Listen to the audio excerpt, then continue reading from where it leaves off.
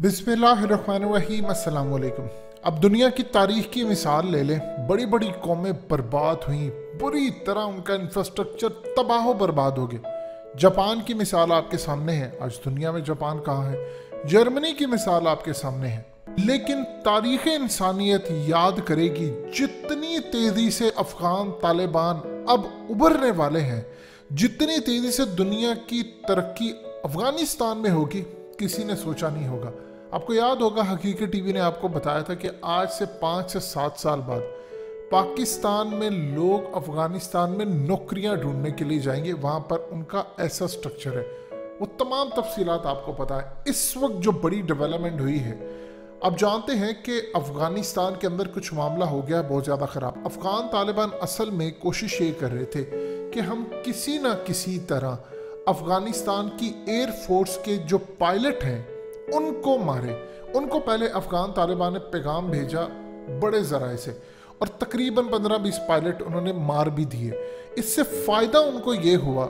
इस वीडियो की अहम डिस्कशन चलती रहेगी, लेकिन इससे पहले आप वीडियो को लाइक करें, हकीकत टीवी को सब्सक्राइब कर लें और बेल आइकन पर ज़रूर क्लिक करें कि जो उन पर स्ट्राइक होना था वो नहीं हो पाया, और आपने देखा कि काबुल उन्होंने फतह कर लिया। लेकिन इसका अब थोड़ा सा नुकसान ये हुआ, जो कि ऐसा ऐसा कवर हो जाएगा।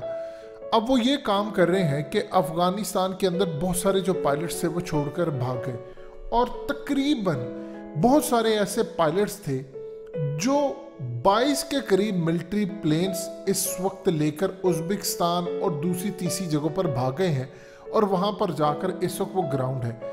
अब अफगान तालिबान ने उनसे रब्ता किया है, रशिया को भी बीच में डाला है, चाइना को भी कहा है, और ख़ास तौर पर उन पायलट्स को कहा है कि आप अफगानिस्तान के अंदर वापस आ जाएं, हम आपको नौकरियों पर उसी तरह उसी पे के साथ शायद बेहतर पैकेज के साथ बहाल करेंगे, और यहाँ पर आकर आप काम करें। उनमें बहुत सारे वापस आ जाएंगे, बहुत सारे नहीं आएंगे, और ख़ास तौर पर वो जो जहाज़ एयरक्राफ्ट है वो लेकर आने। अब अमेरिका के इस वक्त जितने भी अफगान तालिबान के हाथ में के एयरक्राफ्ट आए हैं, आप जानते हैं 45 तो खाली UH-60 ब्लैक हॉक हैं, और इसी तरह MD-530 है, इस तरह MI-17 और दूसरे तीसरे मिलाकर सुपर टोकानो फाइटर्स हैं, C-130 है, C-208 है, और बेशुमार दूसरे एयरक्राफ्ट हैं जो कि उन्होंने लिए। अब प्रॉब्लम उनके लिए सबसे बड़ी ये आ रही है कि उनकी इस वक्त एयरफोर्स नहीं है। उनको सबसे पहले अपनी प्रोफेशनल एयरफोर्स बनानी है। अब जानते हैं कि उन्होंने साबित किया है, ग्राउंड फोर्सेस उनकी इतनी ज़बरदस्त है, बदरी फोर्स हो जाए या कुछ भी कमांडोज हो जाए, उन्होंने साबित किया है कि एयर स्ट्राइक भी हो रहे थे, उसके बावजूद वो अफगानिस्तान फतह करते गए। अब एक सिनेरियो ये है। दूसरा, वो मदद मांगने जा रहे हैं पाकिस्तान की एयरफोर्स से। सबसे पहले पाकिस्तान की एयरफोर्स से वो मदद मांगने जा रहे हैं, और ये काम शुरू होगा। अभी मामला तय होना शुरू हो गए, ये काम तब ऑफिशियली शुरू हो जाएगा पाकिस्तान की एयरफोर्स उनकी एयरफोर्स को बिल्ड करेगी, और अफगान तालिबान मदद मांगेंगे पाकिस्तान से, और बल्कि उसके लिए उन्होंने पूरा एक स्ट्रक्चर तैयार किया है।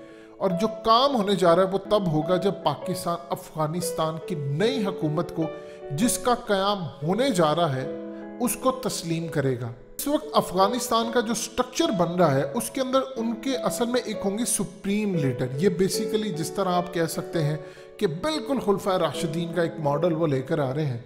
उसके अंदर उनके 3 डिप्टी होंगे। मौलवी याकूब, जो इस वक्त इतलात आ रही हैं, ये है मुल्ला उमर के बेटे सिराजुद्दीन हक्कानी। ये बेसिकली जो हक्कानी नेटवर्क है, जिसके बारे में कहा जाता था कि पाकिस्तान ने उनको पनाह दी है, ये उनकी जानिब से है। और तीसरे होंगे मुल्ला बरादर, जो अब्दुल गनी मुल्ला बरादर हैं, जो सारे आपको मुज़ाकरात के अंदर फ्रंट पर लीड करते नज़र आ रहे हैं, मुआहदे साइन कर रहे हैं, 2 एग्रीमेंट साइन कर रहे हैं, और इस वक्त समझ लीजिए उनके की के मेंबर हैं। ये अफगानिस्तान के अंदर बड़ा एक ज़बरदस्त स्ट्रक्चर है कि उनके जो मेंबर्स काम करते हैं, किसी को मशहूरी की, किसी की ज़रूरत नहीं, मुल्ला हैबतुल्लाह और ये वो तमाम, इनको कभी ज़रूरत नहीं रही एक्सपोजर की, हम मीडिया पर हैं, ये वो, इनका असल में मोटिव नहीं होता वो। अब इस वक्त सूरत हाल ये है कि पाकिस्तान की एयरफोर्स, अब ये बहुत सारे मामला था जो मीडिया पर नहीं आते। जब तैयब उर्दगान के हाँ ये मामला हुआ था, जब बगावत हुई थी, तो उसमें एयरफोर्स का भी एक अच्छा खासा तबका शामिल था, उनकी फोर्स का भी। उनके पास पायलट्स की हो गई थी कमी, तो पाकिस्तान की एयरफोर्स ने कई साल तक मदद की, ट्रेन किया, और इस वक्त तुर्की को पिछले 4 सालों के अंदर बैकअप के तौर पर हमारी एयरफोर्स ने अच्छा खासा उनको सपोर्ट किया। इसीलिए तुर्की के साथ हमारे ताल्लुकात बड़े मज़ीद बेहतर हुए। अब अफ़गान तालिबान ऑफिशियली पाकिस्तान से मदद मांगेंगे, पाकिस्तान की एयरफोर्स से, उसके अलावा वो चाइना और रशिया से। असल में जो पाकिस्तान की एयरफोर्स है, हमारा चूँकि मिजाज मिलता है अफ़गानियों के साथ, अल्हम्दुलिल्लाह पख्तून हमारी एयरफोर्स में ऑलरेडी इतने ज़्यादा है, और हमारी जो एयरफोर्स है वो प्रोफेशनल है। तो हम लोग अफ़गानिस्तान के अंदर उनकी एयरफोर्स को ट्रेन करेंगे, वो मदद मांगेंगे। इसमें क्या सूरत हाल होगी, क्योंकि एक दफ़ा जब आप हुकूमत को तस्लीम कर लेते हैं तो आप इजीली उनको ट्रेनिंग दे सकते हैं। पाकिस्तान ने यूएई की एयरफोर्स खड़ी की, कतर की।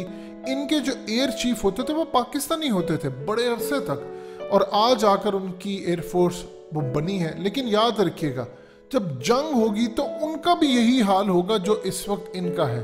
यानी लड़ना और होना, इसमें 2 अलग चीज़ें हैं। आप देख लें, यूएई की एयरफोर्स है, कतर की है, सऊदी अरब की है, लेकिन जब लड़ने की बारी आएगी तो उसमें पता चलेगा असल में कौन कहाँ पर है। पाकिस्तान की एयरफोर्स का तो आपको पता ही है, अल्हम्दुलिल्लाह हमने तो माजी में इसराइल को नहीं छोड़ा, इंडिया का हालिया 27 फरवरी और ये वो, इस तरह के बड़े मामला हैं। अब यहाँ पर असल में चाइना के हवाले से भी मामला सामने आएंगे। सबसे पहले जो ममालिक है वो पाकिस्तान से पहले जो तस्लीम कर लेंगे, तो फिर पाकिस्तान के लिए एक नुकसानदेह बात है।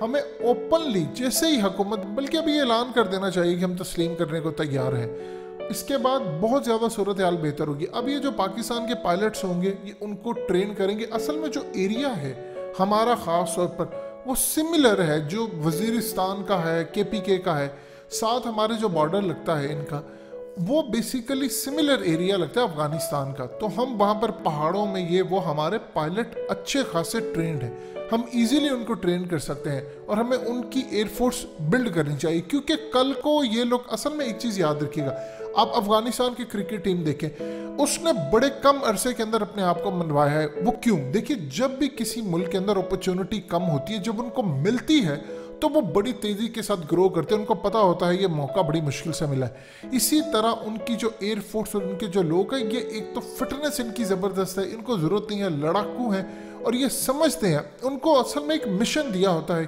कि अब आपने ये करना है, आपने ये करना है। उन्होंने आज़ाद करवा लिया अफगानिस्तान, अब उनको मिशन दिया गया कि आपने नंबर 1 बनना है, आपने इस्लाम का किला रखना है, इस्लामिक निज़ाम दुनिया में फैलाना है, आपने मस्जिद अक्सा आज़ाद करवानी। तो वो मज़ीद तेज़ी से सीखेंगे कि उनको पता है कि इसराइल से अगर लड़ना है तो आप एयरफोर्स के बगैर नहीं लड़ सकते, और उसकी एयरफोर्स बहुत ट्रेंड है, इसीलिए ये बड़ी जल्दी सीख लेंगे। आपको उनकी बदरी फोर्स का पता है, दुनिया के बेहतरीन कमांडोज बन गया। आज दुनिया में उनके ऊपर आर्टिकल्स लिखे जा रहे हैं, भारतीय मीडिया उस पर डिस्कस करे, अमेरिका के थिंक टैंक्स काम करें। सो ज़बरदस्त सूरत हाल है। पाकिस्तान इंशाल्लाह इनकी मदद करेगा, और हम इनकी एयरफोर्स जब बिल्ड करेंगे, इसका अल्टीमेटली फ़ायदा पाकिस्तान को होगा।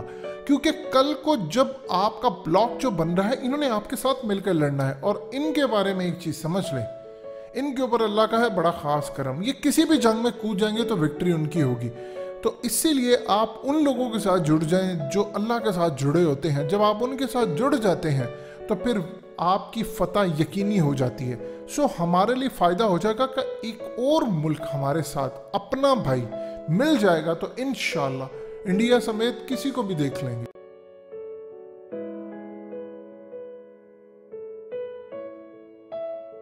हकीकत टीवी को सब्सक्राइब करना मत भूलें, वीडियो को लाइक करें, शेयर करें, और कमेंट सेक्शन में अपनी राय का इजहार ज़रूर करें।